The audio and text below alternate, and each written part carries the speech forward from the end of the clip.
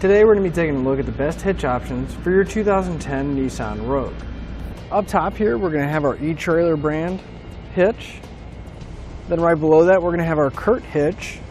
And then finally down here at the bottom we're going to have our Draw-Tite hitch.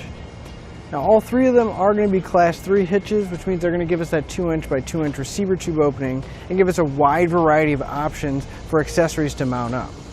But if I was looking for a hitch for my Rogue, I would definitely go with the etrailer hitch for a few different reasons. I really like the finish on it. It's got that carbide matte type finish rather than the glossy type finish on it. And I think it just kind of blends in better with the bottom of the vehicle and it doesn't stick out as much.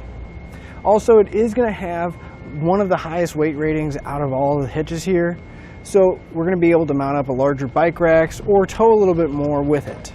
Our etrailer hitch is going to have a 525-pound tongue weight along with a 3,500-pound gross trailer weight rating. It's going to be exactly the same ratings as the CURT. However, the Draw-Tite is going to have a slightly lower tongue weight at 350 pounds and still have that 3,500-pound gross trailer weight rating. All three of our hitches are going to use a standard 5/8 pin and clip.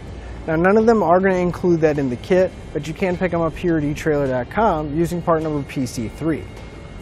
And they're all going to have relatively the same location, just slightly offset from the safety chain loop. So we're not going to have to worry about any kind of interference with a locking device when we go to hook up our chains.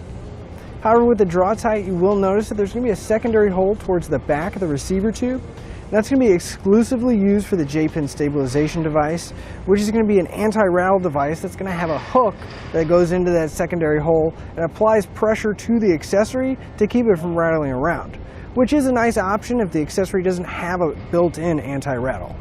Finally, the finish is going to be the other major difference.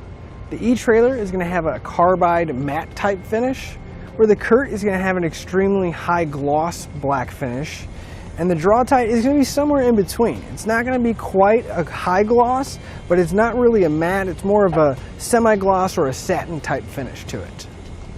Now as far as the installation goes, all three of our hitches are installed exactly the same.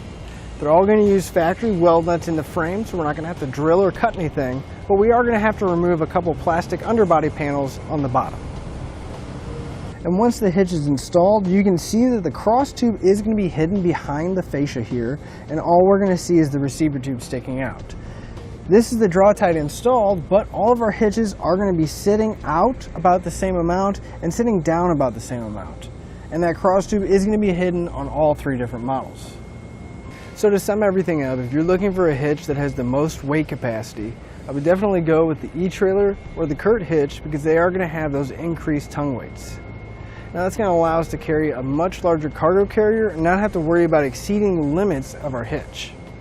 And when it comes to appearance, all three of our hitches are going to stick out and down below our vehicle about the same, so it's really going to come down to what finish you like the most.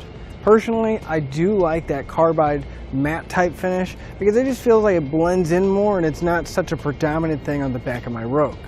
And that'll finish up the look at the best hitch options for your Nissan Rogue.